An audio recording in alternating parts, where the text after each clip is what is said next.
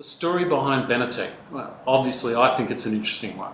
Benitec has been around for about 10 years. It originally listed on the Australian Stock Exchange with the task to commercialise the CSIRO technology around gene silencing, which we call DNA-directed RNAi, or it's otherwise known as expressed RNA interference.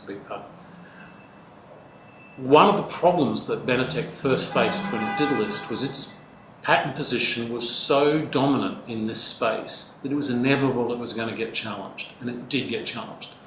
So Benitec spent about 6 or 7 years fighting that challenge with the US Patent Office. That was the bad news. The good news is that once it overcame, and it did overcome, that challenge, it means that the company's patent position now is incredibly strong in this space.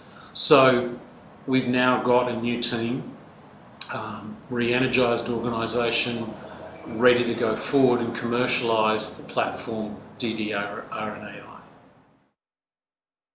Benitec's current position in the market is really reflected around the programs that the company has selected to best represent the performance of ddRNAi technology.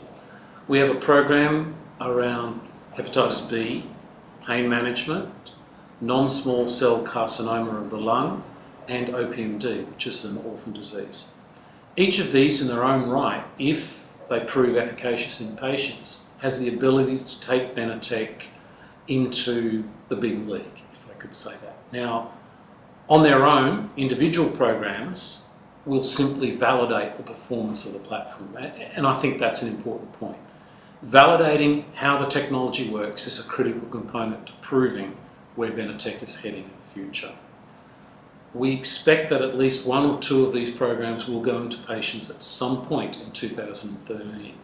And at the end of the day, it's clinical data that will prove the success of the program.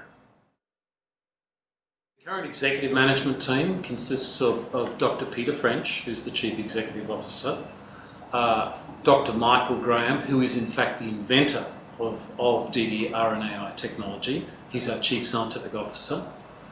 Greg West, who is the Chief Financial Officer. Myself, Carl Stubbings, who's the Chief Business Officer. We are backed up by an incredibly strong board that includes Peter Francis, Mel Bridges, Dr. John Chiplin, and Ian Ross. All of these members of the board, combined with the management team, have incredible experience in the space. And I have to tell you, they're a fantastic team to work with. So the milestones we've achieved in the last 12 months would include the capital raising the company undertook. We raised $8 million, which helped improve and lengthen the organisation's runway, allowing us to continue to commercialise our ventures. We've done a number of licensing deals, one with a company in California called Calamune around an HIV treatment, and another more recent one with a company called GeneAble around a treatment for a disease called retinosa pigmentosa. So those have been just some examples of some of the activities and some of the achievements the company has undertook in the last 12 months. Benitec has an incredibly exciting outlook for the next 12 months. We expect to put at least one of our treatments into patients in clinical trials. We all know the value of clinical data in this particular industry. Through that, we expect to begin to create incredible value for the company and for our stakeholders. For future potential shareholders and for existing shareholders, I have a message. The message is patience. We are working in an incredible industry in biotechnology where the stakes are very, very high. The return is high, the risk is high. I would cite examples where Gilead purchased Pharmasset for $10.8 billion last year, late last year.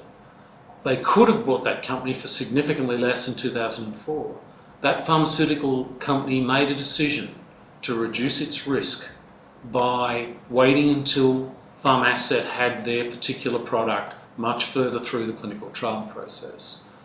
Another example I would cite, who's very much in our space, is a company called Alnylam. Less than a year ago, Alnylam was worth $280 million from a market capitalisation point of view. Today, its market cap is $900 million. And that's been essentially on the basis of announcements that they've made and advancements that they've achieved. My point here is to investors is that we're operating in a high-risk, high-return environment. Be patient. It's a long, hard road, but if we get there, the return will be significant. So if you're looking for more information on Benitec, I would direct you to the company's website, benitec.com. Also, the company's listed on the Australian Stock Exchange with the ticker code of BLT.